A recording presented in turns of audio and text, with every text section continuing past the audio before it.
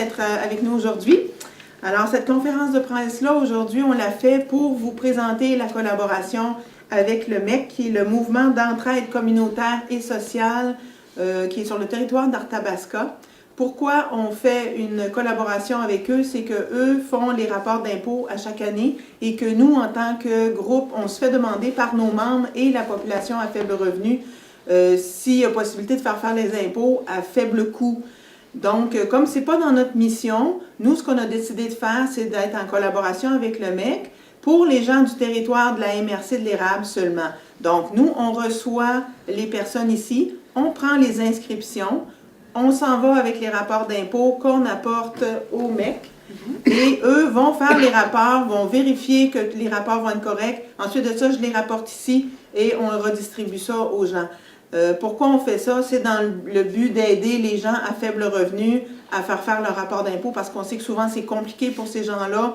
Ils ne trouvent pas personne pour faire leur rapport à coût minime. Donc, et l'année passée, on avait tâté le pouls là, sur le territoire qui avait besoin, puis on avait eu beaucoup de demandes, assez même qu'on en avait envoyé directement au MEC après le temps des impôts. Donc, voilà, tout simplement pour vous dire que le MEC, ici, c'est Mme Nancy Schenck là, qui représente le MEC ce matin avec M. Raymond Côté. Réal Côté, excusez.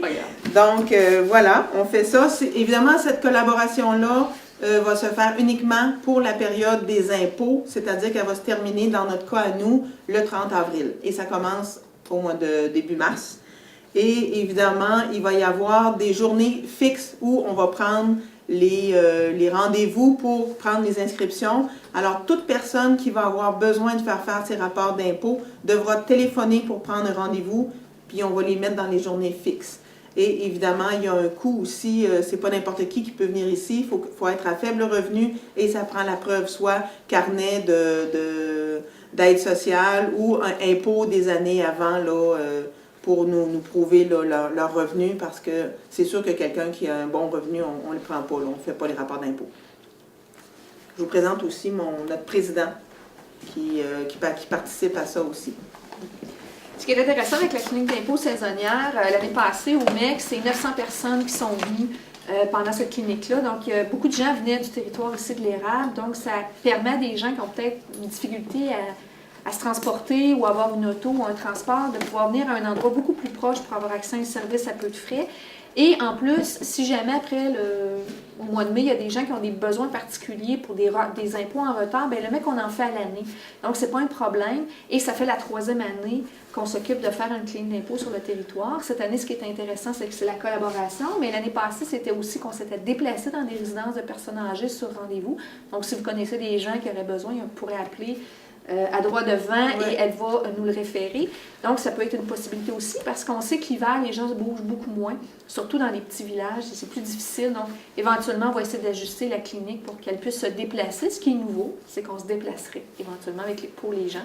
Donc, ça, c'est intéressant. Après ça, bien, je vais vous présenter notre bénévole de la clinique d'impôt qui est Réal, mais qui est aussi membre du conseil d'administration, qui va vous expliquer un peu c'est quoi une clinique d'impôt, vue selon lui. Selon moi? Oui.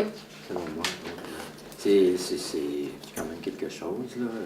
Mais ça se déroule de façon simple. Comment dire? Pour parler du fonctionnement, comment on fonctionne? Oui. On a des gens super compétents. Et les premières étapes, c'est l'inscription. Et puis, on a l'inscription, oui, nos inscripteurs, pour fournir la demande, parce que la demande est très élevée. Comme on en fait 900, peut-être plus que 1000 cette année, là. Et puis ça roule beaucoup.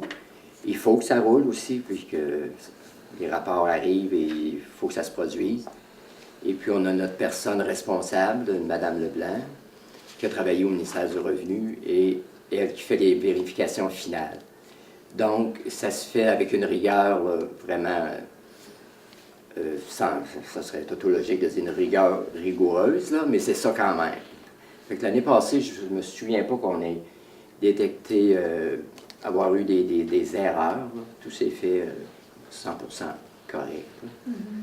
Parce que c'est quand même complexe, même si c'est des gens à faible revenu, il y a toutes sortes de cas de figure. Ça nous prend vraiment des pros pour le faire, qui ont suivi une formation Oui, aussi. puis la formation, justement, se déroule aujourd'hui à Victoriaville. Donc, puis c'est commencé cette semaine, là, mais les logiciels arrivent aujourd'hui, justement. Fait que c'est parti pour de bon la semaine prochaine. Puis c'est un nouveau bénévole depuis 3 ans, puis il est responsable de l'accueil, donc il est vraiment excellent. Donc, en gros, le clinique d'impôt, ce que c'est les gens se présentent et il y a quelqu'un qui va les inscrire. Donc, ici, à l'érable, ça va être selon l'horaire de droit devant. Ils vont vérifier les papiers. Il faut que vous arriviez avec tous vos papiers. Vous allez payer le 10 $. Après ça, ça va être mis en enveloppe. Ça va être amené chez nous, à Victoriaville, au MEC, qui est sur la rue Saint-Dominique, au centre-ville. Ça va être pris par les gens qui s'occupent de l'impôt, qui ne sont pas les inscripteurs. Eux vont faire le rapport d'impôt sur un programme informatisé. Ça va être vérifié. Après ça, ça va être contre-vérifié. Et après ça, c'est renvoyé ici à droit devant. Donc, ça garantit un système de qualité. Et même si c'est juste 10 $, bien, la personne qui est retraitée d'Impôt Québec, elle a fait ça pendant 30 ans et elle en mange. Elle adore ça. C'est son bénévolat pour elle d'en faire même à l'année. Et elle s'occupe de tous les cas. Si jamais vous étiez en retard d'une année ou deux, c'est pas grave, on les fait quand même. OK. Aussi, je veux vous dire que les rapports d'impôt, comme ils doivent être, les inscriptions vont être prises ici et vont être transportées au MEC. La seule personne qui va le faire, ça va être moi. Donc, il n'y aura pas de danger d'écarter des documents, de perdre des documents ou encore que quelqu'un puisse s'approprier des données auxquelles il n'y aurait pas normalement accès. Et c'est moi aussi qui va rapporter tous les documents pour les remettre en main propre à chaque personne qui seront venus faire la demande de rapport d'impôt. Aussi, passer le temps de la clinique d'impôt, c'est-à-dire à partir du 30 avril, à partir de ce moment-là, s'il y a des gens qui continuent de nous appeler sur le territoire pour les cliniques d'impôt, on réfère automatiquement tout de suite au MEC parce qu'eux sont spécialisés là-dedans, sont capables aussi de faire des rapports d'impôt pour les gens qui ont des rapports en retard sur plusieurs années.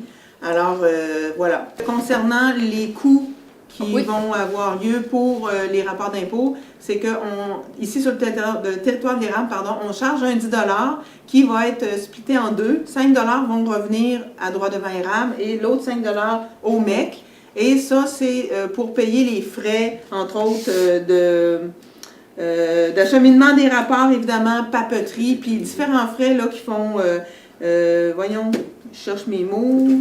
Et tous les frais de papeterie, parce que ça prend des enveloppes, ça prend des formulaires, ça prend, des fois, il faut les poster. Donc, il y a plein de frais afférents à faire une clinique d'impôt, puis c'est ce qui est le plus dispendieux. Et qui ne sont pas défrayés ou soutenus par le gouvernement. C'est ça. Donc, il faut les charger à quelque part parce qu'on n'a pas les moyens de les payer, ces frais-là. C'est important que... Oui, ça, c'est important à mentionner, oui, les gens, parce que beaucoup de gens, curieusement, pour une raison ou une autre, les rapports des années précédentes n'ont pas été faits. Ça peut être 4 ans, 5 ans, 7 ans. Oui, vous les faites. Oui, le record, c'est 10 ans. 10 ans. Okay. Fait qu'on en fait 10 ans, oui.